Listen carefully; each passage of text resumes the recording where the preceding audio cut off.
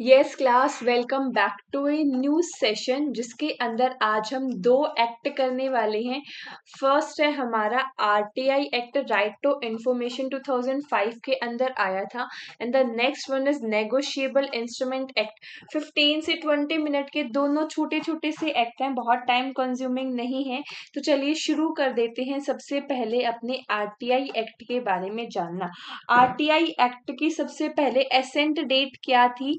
President ने इसको accent दिया था 5 जून को, 5 जून 2005। नोटिफाई कब हुआ था? एसेंट के बाद नोटिफाई कब हुआ था? नोटिफाई हुआ था 22 जून सेम 2005। एंड लागू कब हो गया था? ये कमेंस कब हो गया था? आपका लागू हो गया था 12 अक्टूबर 2005 से। ये पॉइंट्स ध्यान रखना, याद रखने वाले सारे पॉइंट है। नेक्स्ट है मेन ऑब्जेक्टिव क्या है? मेन ऑब्जेक्टिव है कि आपकी करप्शन कम होनी चाहिए, ट्रांसपेरेंसी बढ़नी चाहिए,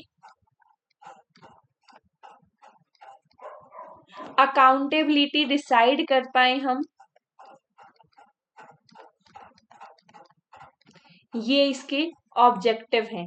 इंफॉर्मेशन कौन ले सकता है? वू गेट इंफॉर्मेशन।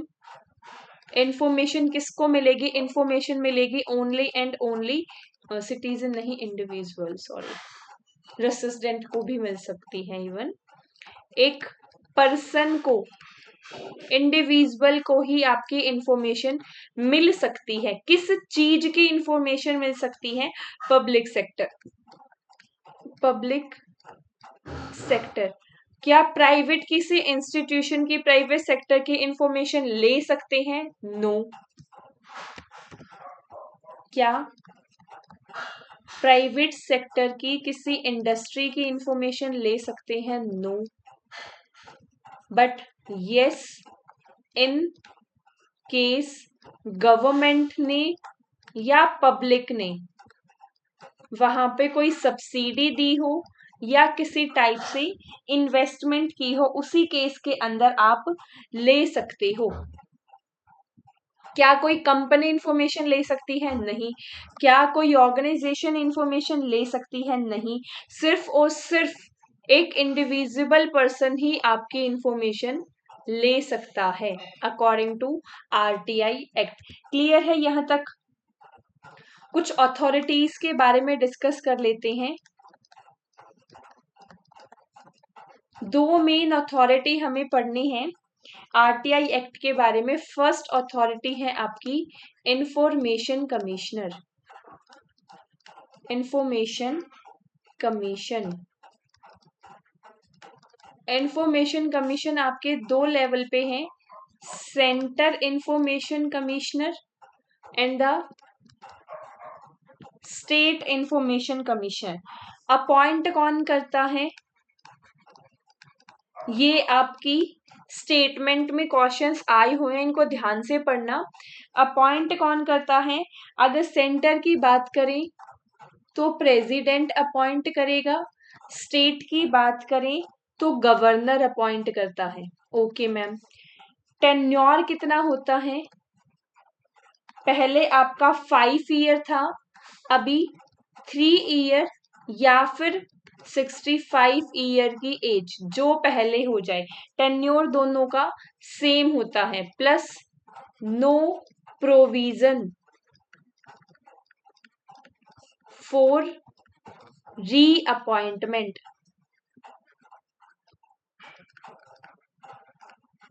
रीअपॉइंट आप इन्हें नहीं कर सकते हो, रीअपॉइंटमेंट अलाउड नहीं है। पावर या फंक्शन क्या क्या हो सकते हैं, ये तो आगे बहुत डिटेल में भी पढ़ना है, लेकिन इन शॉर्ट देखो। पावर या फंक्शन क्या है? आरटीआई कंप्लेंट्स को सुनना, उसके ऊपर एक्शन लेना, पेनल्टी भी इम्पोज कर सकते हैं। ये बेसिक ये सारे इनके काम होते हैं। सेकंड अथॉरिटी है आपकी पीआईओस, पीआईओ। पीआईओ क्या होते हैं? पब्लिक इंफॉर्मेशन ऑफिसर या फिर APIO, assistant public information officer. Public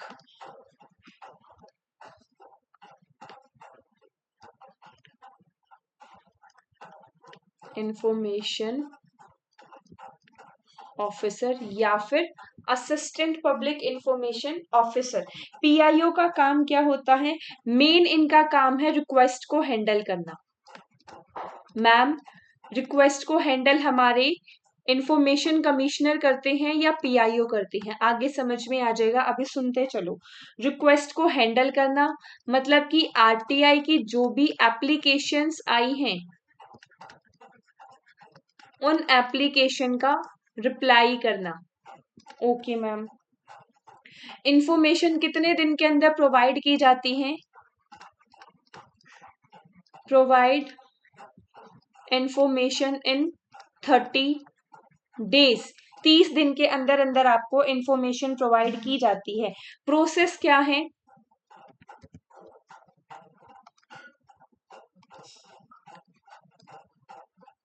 process क्या है आरटीआई लगाने का? सबसे पहले तो आइडेंटिफाई करो अथॉरिटी को। आइडेंटिफाई करो आप अथॉरिटी को, देन एप्लीकेशन लिखो उस अथॉरिटी को, राइट एप्लीकेशन। ओके, एप्लीकेशन लिखने के बाद फीस पे करो, पे फीस। पर एप्लीकेशन की फीस 10 रुपीज होती है और बिलो पॉवर्टी लाइन के लिए एग्जम्प्ट होती है, ये ध्यान रखना। 10 रुपी फी पर एप्लीकेशन। अगेन बता रही हूँ, ये क्वेश्चन आएगा आगे। पर एप्लीकेशन है, पर पेज नहीं है। पर पेज 2 रुपीज है। जो भी आपने रिक्वेस्ट करी थी, जो भी इंफॉर्मेशन मांगी थी, वो इंफॉर्मेशन कितने पेजेस में आएगी उस हिसाब से आपको 2 रुपीज पर पेज फीस पे करनी पड़ती है। Got it? इस एप्लीकेशन को सबमिट करो पीआईओ को। अगर पीआईओ प्रेजेंट नहीं है तो आपके घर के आसपास जो भी पोस्ट ऑफिस होते हैं, पोस्ट ऑफिस में आपके असिस्टेंट पीआईओज होते हैं, उनको भी आप सबमिट कर सकते हो। अब इसका रिप्लाई मिलेगा आपको विद इन 30 डेज। एपीआईओ को सबमिट करते हो देन एडिशनल 5 डेज। एपीआईओ को सबमिट करोगे तो 30 + 5 35 डेज के अंदर रिप्लाई मिल जाएगा। अगर आपने डिफरेंट डिपार्टमेंट के पीआईओ को सबमिट कर दिया तो उस केस में 10 डेज और एडिशनल हो जाएंगे, वो हो जाएगा 40 डेज। अगर डिफरेंट डिपार्टमेंट के पीआईओ को एप्लीकेशन दे दी गलती से तो उस केस में आपके 10 डेज और जुड़ जाते हैं, वो हो जाते हैं 40 डेज। यहां तक समझ में आया? ठीक है मैम, एप्लीकेशन तो दे दी, 30 दिन के अंदर रिप्लाई भी आ गया। 30 दिन के अंदर जो रिप्लाई आया, यू आर नॉट सेटिस्फाइड या अनसेटिस्फाइड विद रिप्लाई। अगर रिप्लाई से आप अनसेटिस्फाइड हो तो क्या होगा मैम? First appeal. इसके बाद आपको फर्स्ट अपील करनी होगी। कब? With in 30 days. कब कैलकुलेट होंगे ये 30 डेज? जब ये आपके पीआईओ ने आंसर दिया है, जब आपके पीआईओ ने जवाब दिया है, उसके 30 दिन के अंदर अंदर आपको एप्लीकेशन सबमिट करनी है। कहां पे? एपिलेंट अथॉरिटी को। एपिलेंट अथॉरिटी को। क्लियर है यहां तक? यहां से भी खुशी नहीं मिली। Second appeal. सेकंड अपील किससे होती है? सेकंड अपील होती है विद इन 90 डेज। कब से कैलकुलेट होंगे 90 डेज? जब आपकी फर्स्ट अपील के अपीलेंट अथॉरिटीज ने आंसर दिया है तब से कैलकुलेट होंगे। सेकंड अपील करनी होती है विद इन 90 डेज। किसको करनी होती है? सीआईसी या एसआईसी को, सेंटर इंफॉर्मेशन कमीशन या स्टेट इंफॉर्मेशनल कमिश्नर। क्लियर है? अब फीस का थोड़ा सा और देख लेते हैं। फीस पर एप्लीकेशन, ध्यान रखना इन पॉइंट को, कंफ्यूज कर देगा। पर एप्लीकेशन है 10 रुपीज। पर पेज की अगर बात की जाती है तो 2 रुपीज। और आपका डाटा ऐसा है कि डिजिटल डिवाइस में आएगा तो पर फ्लॉपी डिस्क, पर फ्लॉपीज आपको 50 रुपीज यहाँ देने होते हैं। क्लियर है यहां तक?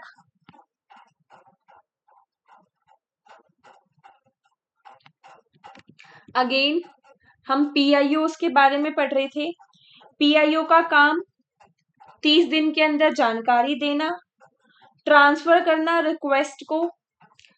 अब जब मैं अब इस एक पॉइंट का और ध्यान रखो, क्या एज ए आई इंडिविजुअल जो रिक्वेस्ट कर रहा है, मतलब जो इंफॉर्मेशन लेना चाहता है, क्या इंडिविजुअल को रीजन देना जरूरी है? नहीं। बट अगर पीआईओ ने इंफॉर्मेशन नहीं दी तो इसको रीजन देना जरूरी है कि इंफॉर्मेशन ये क्यों नहीं दे रहा है। तो यहीं पे लिख लो इसको, रीजन टू रिजेक्ट एप्लीकेशन। अगर वो रिजेक्ट कर रहा है तो उसका रीजन देना जरूरी है। और यहाँ पे साथ में एक इंफॉर्मेशन और ऐड करो, अगर लाइफ एंड लिबर्टी का केस है तो पीआईओ को आंसर देना पड़ेगा विद इन 48 आवर्स। अगर ये ऐसा नहीं करता है तो पेनल्टी इस पे लगती है, पेनल्टी लगती है 250 रुपीज पर डे, मैक्सिमम लग सकती है 25,000 रुपीज की पेनल्टी। क्लियर है? सेम अगर असिस्टेंट पीआईओ की बात करते हैं, असिस्टेंट पीआईओ के अंदर सपोर्ट करना पीआईओ को, एप्लीकेशन रिसीव करना, फॉरवर्ड करना 5 डेज के अंदर। रूरल एरिया में इनका ज्यादा काम होता है, rural area and remote area में इनका ज्यादा काम होता है। क्या काम होता है कि सिटीजन को असिस्ट करना in rural and remote areas. और जो भी इंफॉर्मेशन इन्होंने कलेक्ट की है उसको पीआईओ को ट्रांसफर करना with in 5 days.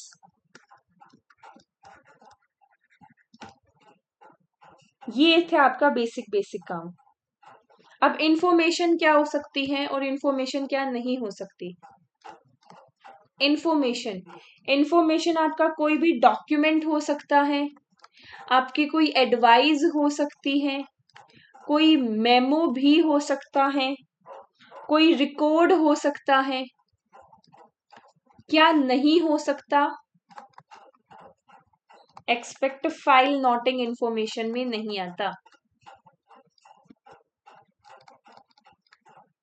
File noting नहीं हो सकता। फाइल नोटिंग क्या होता है? फाइल नोटिंग का मतलब है जब भी आप कोई डिसीजन लेते हो, कोई भी बेंच डिसीजन लेती है तो उस डिसीजन लेने से पहले वो हर पॉइंट को नोट डाउन करके चलती है और फिर वो देखती है किस पॉइंट के ऊपर हमारे सारे के सारी चीजों के गुड और बैड पॉइंट मिला के जो कंक्लूजन निकला है, वो कंक्लूजन ऐसे डिसीजन होता है। बट किन पॉइंटों को देख के ये डिसीजन निकाला, वो उन सारे पॉइंट को फाइल नोटिंग कहा जाता है। मतलब फाइल में मेन पॉइंट को नोट करना। और किसकी इंफॉर्मेशन आपको ये बहुत इजीली नहीं मिल सकती? अगर कोई ऐसी चीज जो अफेक्ट करती है नेशनल सिक्योरिटी को, वो इंफॉर्मेशन आपको नहीं मिलेगी जो नेशनल सिक्योरिटी को अफेक्ट करती है। वो इंफॉर्मेशन भी नहीं मिलेगी that is prohibited by court. Court ने जिसको मना कर दिया कि ये इंफॉर्मेशन नहीं देनी, किसी के ट्रेड सीक्रेट की इंफॉर्मेशन भी आपको नहीं दी जा सकती। क्लियर? प्राइवेट ऑर्गेनाइजेशंस की इंफॉर्मेशन भी नहीं दी जाती अनटिल अनलेस गवर्नमेंट ने उसमें कोई फंडिंग की है। ये था हमारा छोटा सा प्यारा सा RTI act. With in 15 minute ये हमारा एक्ट कंप्लीट हो चुका है और कुछ भी नहीं है इसमें। मेन टॉपिक क्या थे? इंफॉर्मेशन, क्या चीज आती है, क्या की चीज नहीं आती, दो अथॉरिटीज के बारे में पढ़ना था, सेंटर एंड स्टेट, और पीआईओस की और एपीआईओस की और उनके काम प्लस प्रोसेस। छोटा सा एक्ट था, बहुत बड़ा नहीं है, बहुत प्यारा सा एक्ट था ये हमारा। Clear?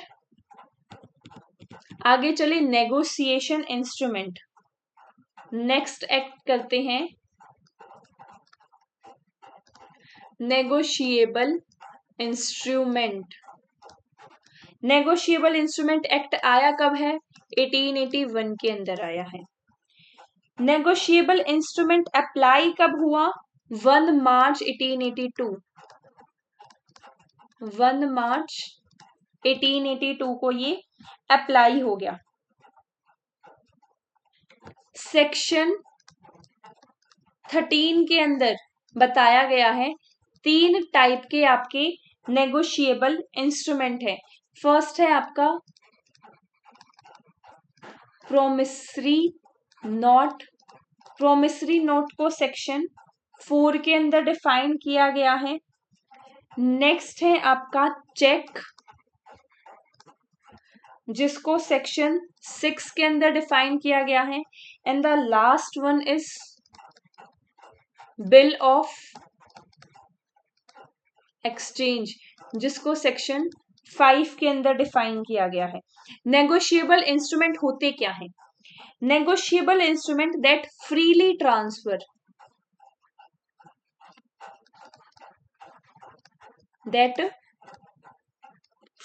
Transfer from one person to another. कैसे? बाय डिलीवरी और एंडोर्समेंट।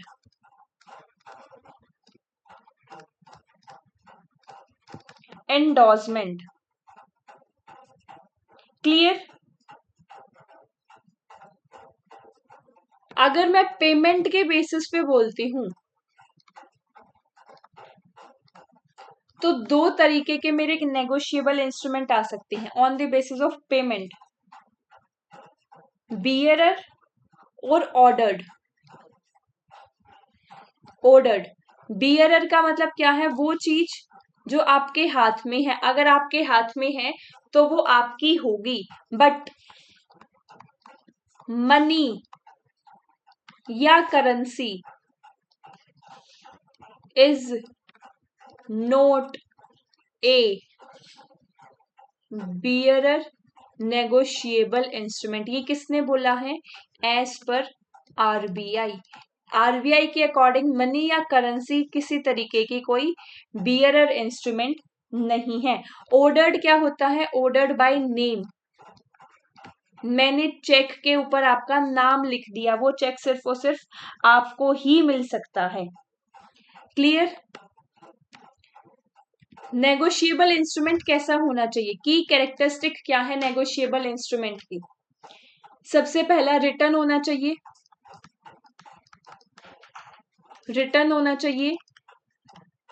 साइंड होना चाहिए, विदाउट साइन कोई वैल्यू नहीं है। ट्रांसफरेबल होना चाहिए,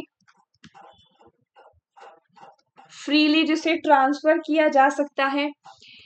हर नेगोशिएबल इंस्ट्रूमेंट पर राइट टू सू होना चाहिए कि सामने वाली पार्टी को आप सू कर सकते हो। नेगोशिएबल इंस्ट्रूमेंट आपका होल्ड इन ड्यू कोर्स होना चाहिए। होल्ड इन ड्यू कोर्स मतलब आपका खुद का टाइटल होना चाहिए उसके पास। अनकंडीशनल होना चाहिए, इसको ध्यान रखना, मोस्ट इंपॉर्टेंट।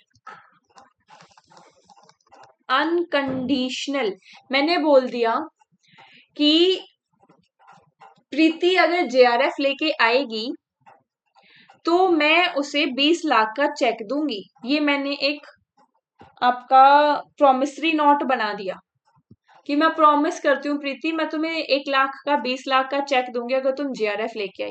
बट यहाँ क्या लगी, यहाँ कंडीशन लगी। नेगोशिएबल इंस्ट्रूमेंट कभी भी कंडीशन नहीं लेता एक्सपेक्ट अगर सर्टेन इवेंट ना हो। सर्टेन इवेंट का मतलब क्या है, मैंने बोला जब मेरे दादाजी की डेथ होगी तब मैं तुम्हें 5,000 रुपए दूंगी। क्या, जब मेरे दादाजी की डेथ होगी तब मैं तुम्हें 5,000 रुपए दूंगी। तो दिस इज सर्टेन इवेंट, आज नहीं तो कल, कल नहीं तो परसों, परसों नहीं तो 10 दिन बाद, 2 साल बाद, 50 साल बाद, वो डेथ तो कभी ना कभी होनी है ना। तो ये है आपका सर्टेन इवेंट। अगर सर्टेन इवेंट की कंडीशन लगाई है तो वो नेगोशिएबल इंस्ट्रूमेंट वैलिड हो सकता है, अदरवाइज वो वैलिड नहीं होगा। नेक्स्ट जो नेगोशिएबल इंस्ट्रूमेंट है that is payable in money only. आप नेगोशिएबल इंस्ट्रूमेंट से ओनली मनी पे कर सकते हो, कोई चीज पे नहीं कर सकते। ये नहीं कह सकते कि जेआरएफ आएगा तो तेरे को टॉफी दिलाऊंगी, नहीं, only money. Must be delivered, delivered होना चाहिए। डिफेक्ट फ्री होना चाहिए। ये नहीं है कि उसके अंदर कोई लूप हॉल है और आप लूप हॉल का बेनिफिट उठा रहे हो, बहुत गलत बात होती है लूप हॉल का बेनिफिट उठाना। स्टैंप होना चाहिए, जब तक स्टैंप नहीं है उसकी वैल्यू नहीं है। उस जो भी आपका नेगोशिएबल इंस्ट्रूमेंट है उसमें सम पेबल, कितना पैसा देना है, कब देना है, टाइम ऑफ पेमेंट, किसको देना है, पेई, मस्ट सर्टेन, पेई आपका सर्टेन होना चाहिए। ये सारे कुछ पॉइंट हैं जो हमारे नेगोशिएबल इंस्ट्रूमेंट के अंदर हमें मिलने चाहिए। रिटर्न होना चाहिए, साइंड होना चाहिए, ट्रांसफरेबल होना चाहिए, होल्डर इन ड्यू कोर्स होना चाहिए, किसका यहाँ पे टाइटल की बात की गई है, राइट टू शू होना चाहिए, अनकंडीशनल होना चाहिए, आप सिर्फ और सिर्फ मनी ही डिलीवर कर सकते हो, डिलीवर्ड होना चाहिए, डिलीवरी करने लायक हो, डिफेक्ट फ्री हो, डिटेक्टेड फ्री हो, स्टैंप होना चाहिए, सम पेबल, कितना पैसा देना है, किस टाइम पे देना है, किसको देना है, ये सारी चीजें आपकी फिक्स होनी चाहिए। समझ में आया यहां तक? आगे आओ, आप पढ़ते हैं सबसे पहले प्रोमिसरी नोट के बारे में।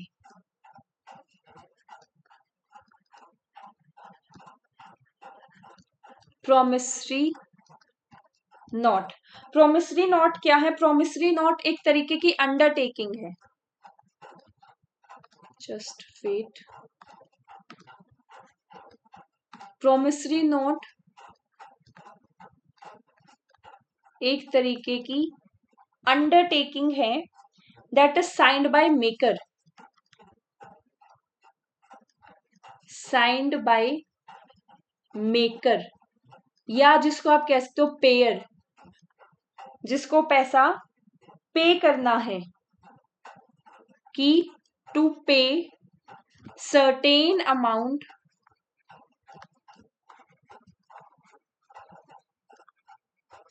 to pay certain amount only to order, only to order certain person, certain person, जो पैसा देता है, जिसको पैसा देना होता है, वही यहाँ पे प्रॉमिसरी नोट बनाता है कि मैं मेकर ये प्रॉमिस करता हूं कि सर्टेन अमाउंट, एक फिक्स अमाउंट मैं बाय ऑर्डर एक पर्सन को देने वाला हूं। प्रॉमिसरी नोट के अंदर दो पार्टी होती है, एक तो होता है मेकर, एक होता है पेई। पेई जिसे पैसा मिलेगा, मेकर जिसको पेयर भी बोलते हैं, जो पैसा देगा। क्लियर हुआ? आरबीआई के अकॉर्डिंग कभी भी करेंसी नोट जो है वो प्रॉमिसरी नोट नहीं होगा। प्लस यहां लिख लो, इंपॉर्टेंट है ये point, promissory note can not made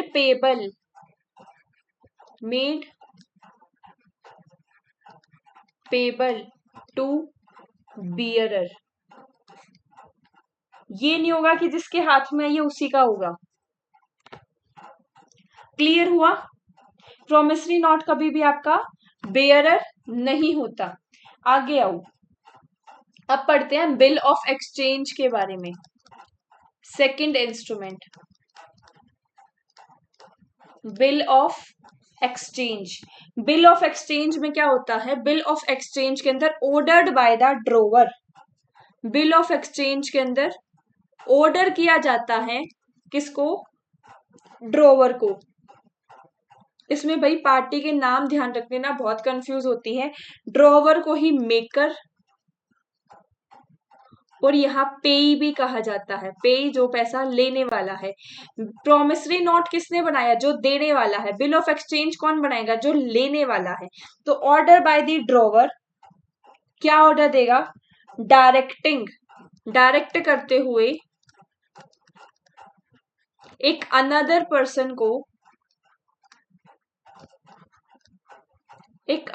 person को डायरेक्ट करते हुए, वो अनदर पर्सन क्या होगा?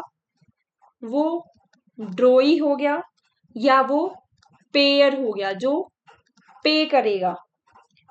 डायरेक्ट करते हुए क्या बोलेगा? To pay certain money to third party to his order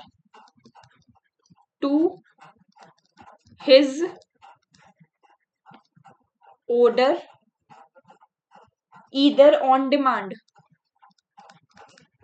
पर ईदर ऑन डिमांड नहीं आता, क्योंकि बिल ऑफ एक्सचेंज कभी भी ऑन डिमांड नहीं होता है। प्लस एक पॉइंट ध्यान रखना, इसके अंदर 3 days ग्रेस पीरियड भी मिलता है। 3 days का ग्रेस पीरियड भी मिलता है। On his to his order on future date.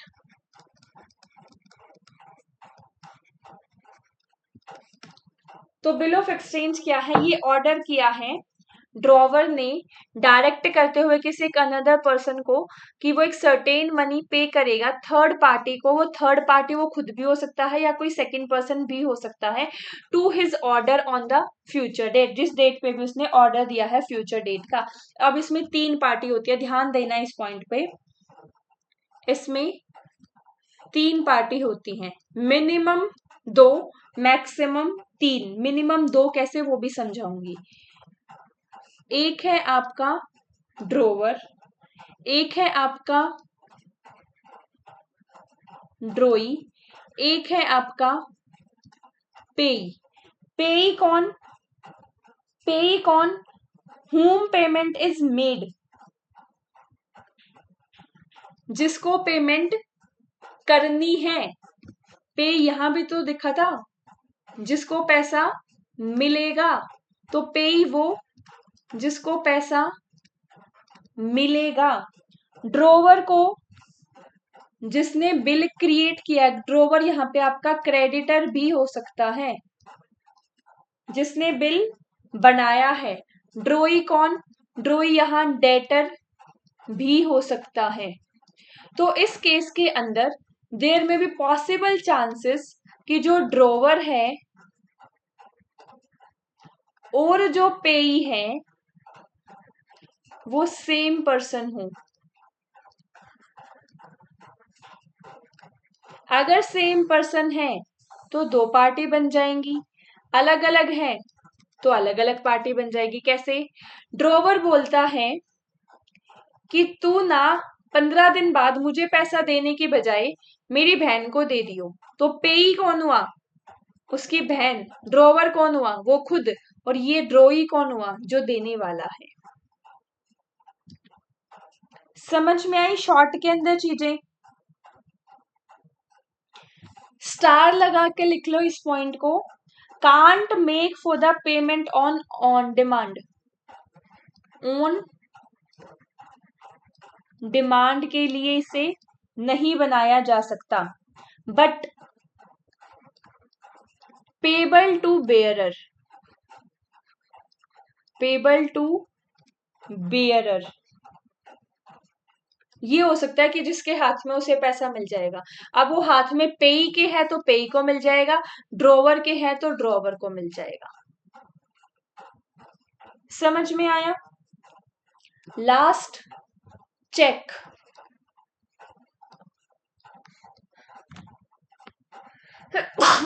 Sorry. Cheque. Cheque क्या होता है? चेक एक तरीके का आपका बिल ऑफ एक्सचेंज ही होता है। चेक एक तरीके का बिल ऑफ एक्सचेंज होता है। फर्क क्या है? ओनली ये फर्क है, चेक आपका हमेशा एंड हमेशा ऑन डिमांड होता है, लेकिन बिल ऑफ एक्सचेंज आपका ऑन डिमांड नहीं होता है।